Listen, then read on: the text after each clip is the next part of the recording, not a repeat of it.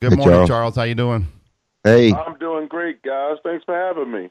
yeah, I appreciate you being on. I tell you, Charles, and I go back a long time. He selected Auburn because he felt like he had a chance to play quicker, and it's probably the right selection for him. I didn't try to say anything about that. I just told him what we had, and that was a good choice. But I think the one thing that he's done, I want to brag on him, is that he's done what he thinks is best.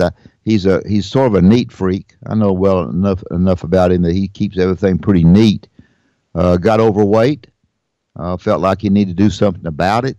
Did something about it. I like guys like that. Sometimes they're on the other side, but it doesn't really matter to me when I coach. But Charles, I'm sort of proud of you for doing what you thought you needed to do. Well, thanks, Coach. I appreciate it. Coach, I let myself down, and obviously you let your family and friends down. I got two artificial hips the last couple of years, so I just got fat and lazy, and just got fat and lazy. Now I take responsibility. So this summer, I took the entire summer off. I've been spending about 5 hours a day with my trainer, and I'm down about 45 pounds right now. Probably got another 25 to 30 to go, but it's been a great summer. I feel amazing. You don't ever. I tell people, you never know how bad you feel until you start losing weight, and you just feel so much better. We're Yeah, you're talking with exactly right. Charles Barkley. Charles, this is Barry. I need to apologize to you. I was a little kid when Alabama was playing Auburn, and Dad would make up some of the worst things that you did or said to try to get his team ready to play. And I thought it was true all this time. And he talked bad about you to motivate his team. What do you think about a guy doing something like that? I did not. Well, let me tell you something. Your dad's always been cool with me. I tell people, the fans get a little crazy over the rivalry, but I tell people, your dad and C.M. Newton were two of the good people I met in my basketball circles. And me and your dad been friends opposite ways for 30-some years now. So I don't take anything personal. But, man, we had some great battles. I playing against Bobby Lee Hurt, Ennis Watley, Eddie Phillips and those guys, man. We had some Buck Johnson. We've had some really good players.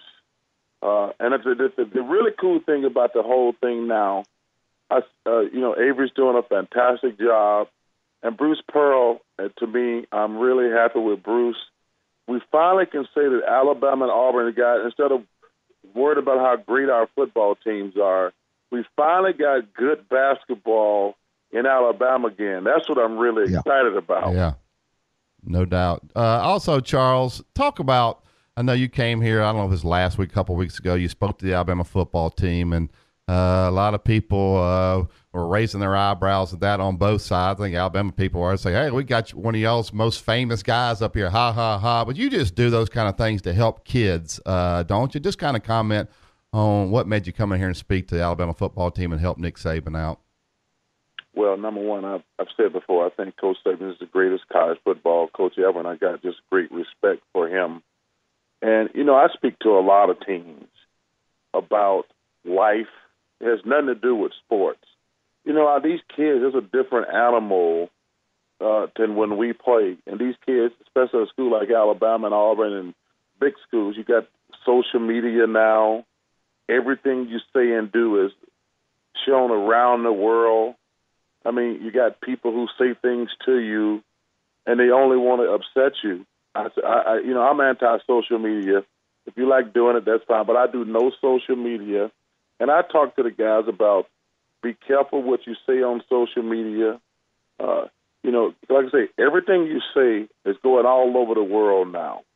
And there are people who only go in life if it says something to upset you. Because they ask these guys, they're 18, 19-year-old kids, they ask them to comment on Charlottesville, Virginia. They asked them to comment on the national anthem. And I said, really, first of all, you have the right to say what you want to, but do your homework, say smart stuff, don't say stuff in anger. We never had to worry about that type of stuff. We had the Birmingham News And that was pretty much it. But these young kids, I do a lot of speaking to them about, if you screw up now, it's going to be all over the world.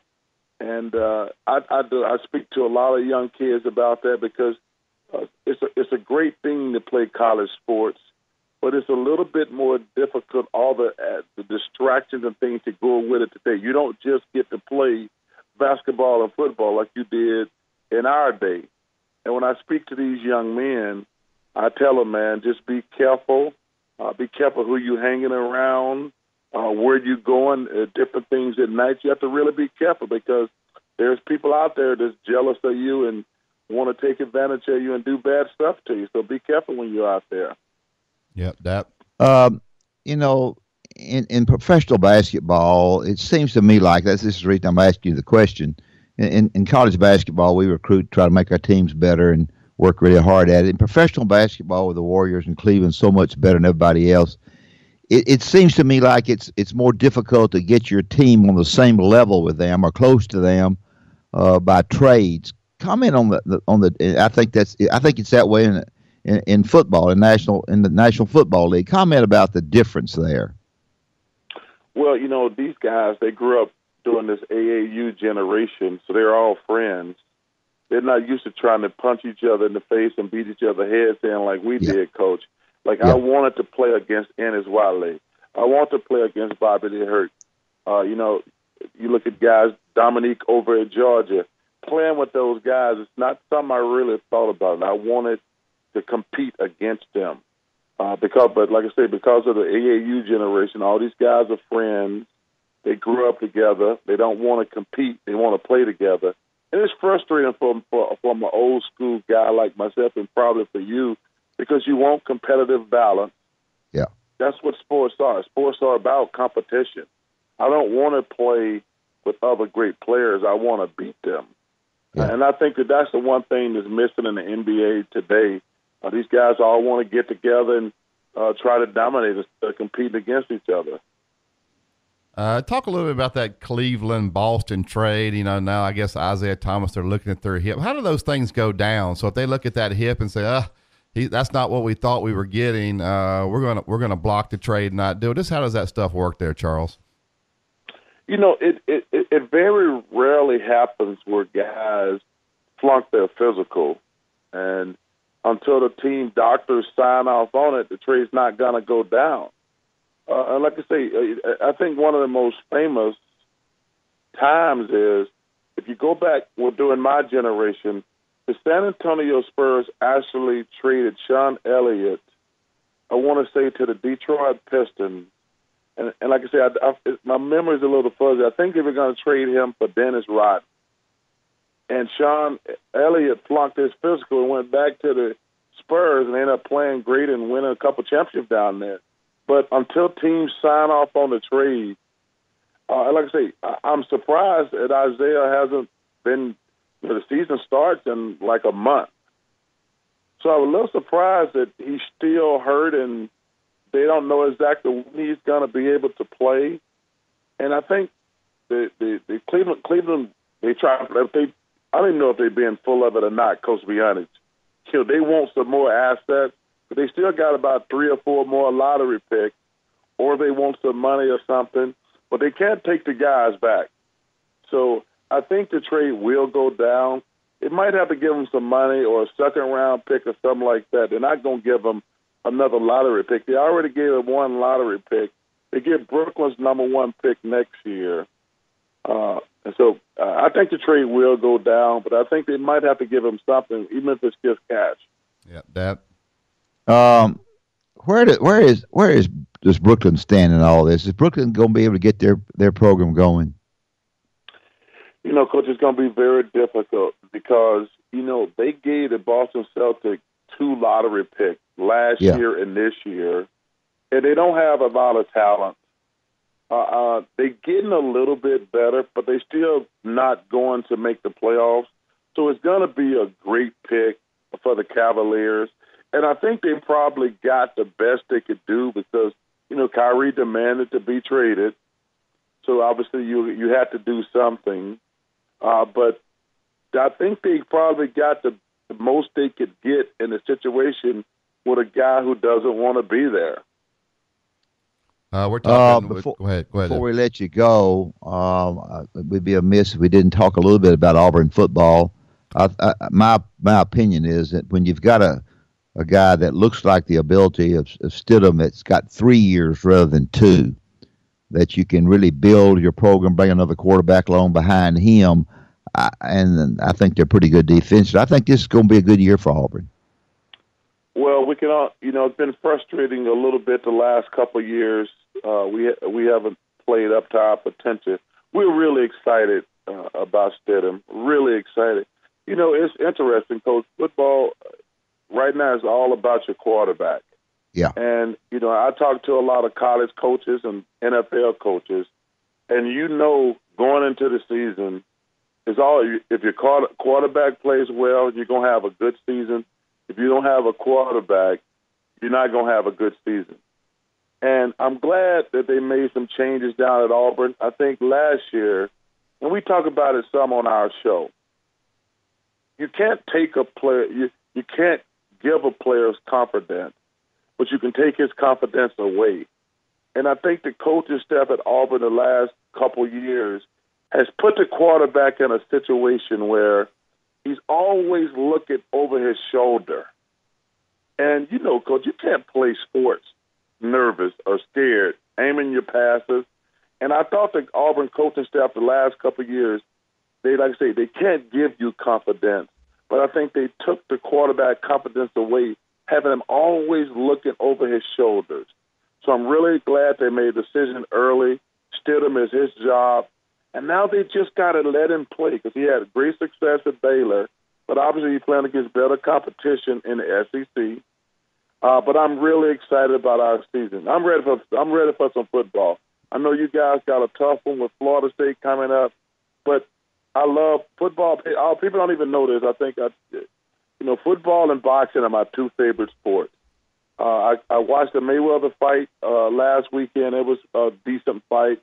I'm going out to Vegas in about 3 weeks to see Canelo Alvarez against Triple G. I can't wait for that fight. Hey, but the main thing, I cannot wait for football to start this weekend. I mean, I know they got the Ohio State game tomorrow night, but I can't wait to see. But then when we get there this weekend, it's full go for the next month, and I'm excited. No doubt. Charles, you spent some time here lately, or I know you did last year with Nick Saban. He's amazing to me, a guy that is just so relentless. He never lets up. Maybe even when he wins, sometimes a guy will take a breath or whatever. He may change his coaching staff after winning the national championship. Just kind of talk about the time you spent and what you've seen from Nick Saban. Well, you got to admire what he's accomplished, and you got to respect it.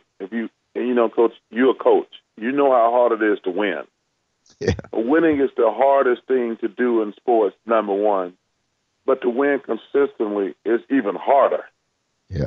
I mean, because, when you have that mark on your back, that X on your back where everybody wants to beat you, every time you play a game, it's that other team's biggest game of the year. That is hard to do. And to be able to win, obviously he's won 5 championships total, but he's won 4 in Tuscaloosa the last basically eight years or more.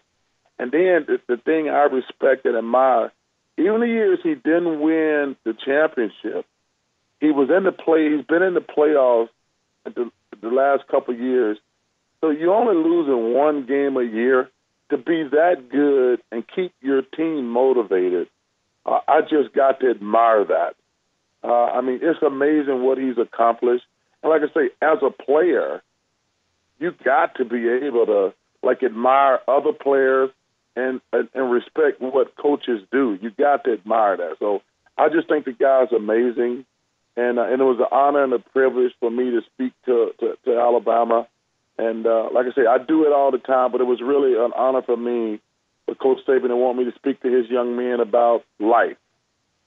Yeah, he didn't yell at you at all, did he, Charles, while you're here? Sometimes he loses his temper. He didn't get after you at all, did he? I made sure that I spoke to the team before the season started. Yeah, smart. Yeah. You know, because once the season starts, everything is fair game. That was the only caveat. I said, I didn't want to come speak after a loss or a bad practice or game like that. I said, I'll come speak to your team, but it's got to be before the season starts. No doubt. Because, you know, once the season starts, as a coach, you know, man, it's 24/7. Whether you coaching at Alabama in football, basketball, Auburn football or basketball, and Coach, and BB, you know this. Once the season starts, your life totally changes. Yep. Yeah, it sure does. Well, Charles, we appreciate it. Thank you, Charles. Appreciate it very I'm sorry much. about all those bad things Dad said about you. I didn't believe any of them. I know the truth now. Hey, man, me and your dad been together. I told you, I've known your dad forever. And let me tell you something. If he had any playing time for me, I mean, he had Eddie Phillips and all those guys, and he was bringing in Bobby Lee. I wasn't going to get any play time, but it worked out good for me down on the plains, man. Charles, do you remember this? Dad told me not to ask you, but I'm going to ask you. It may have been after your freshman or sophomore year. You probably don't remember this, but the phone was ringing at the house, and I picked it up, and it was you on the other line, and you called. You said, I want to talk to you, Dad. I'm maybe considering transferring to Alabama. Do you remember that? No. I remember it very well. Me and Sonny Smith, who's obviously one of the great people in my life, and Sonny made me a better player. He probably didn't do it. I thought my real name was Charles Barkley, S.O.B., for a long time. You know, Sonny was really hard on me, and I was too immature to handle it, to be honest with you, because I ended up losing the weight and becoming a great player later. But, you know, I was successful at Auburn. I led the SEC in rebounding my freshman year and my sophomore year. And Sonny was like I said, I was too immature to handle it. He said, son, you could be a great, great, great player. You need to get in better shape, blah, blah, blah. So after one really bad explosion, I was like, I said, hey, man, I've had enough. Mm-hmm. I'm leaving. I'm not going to play here anymore. I said, I'm busting my hump for you. And like I say, you know, when you grow up, it was my fault. And I said, not only that, I'm transferring to Alabama. See, I told you. And this is a true story. So finally, I calmed down. Coach sits me down. He said, Charles, you don't have any idea how great you can be as a player. Most people forget, I was about 300 pounds in college. And I thought I worked hard, but I just worked hard enough as a 300-pound guy can work. And Coach Smith, I love the guy like a father to this day. But, man, we had some knockdown, drag out. He was right. Yeah, I tell people, it's like when you talk to your kids. They're going to fight you until they grow up and mature and have kids of their own. We all think our parents are a pain in the butt, and you don't understand it when you're 18, 19 years old. I got a lot more respect for Coach Smith today. But, man, when I was 18 years old, I was going to kill that dude. Well, man, I wish you would have transferred. Well, the last thing Sonny said, hey, Charles, you don't want to play for Wimp. Yeah, you think I say bad things to you. Wait till you get up there. I guarantee you say, hey, Charles, get smarten up, boy. You don't need to play for Wimp. I tell you Thank you, man, Charles. You're welcome. Hey, guys, thanks for having me. Hey, I hope y'all win every game except the Iron Bowl this year. Yeah, you and Jim Farmer have a lot to talk about, y'all. That game that both teams are undefeated when they kicked that ball off. So, listen, I talk to Farmer a lot, and let me tell you something. When Alabama's winning, he is the worst winner in the world. Yeah, he is. Thanks, Charles. All right, guys, thanks for having me. All right, there's Charles Barkley. Great stuff there.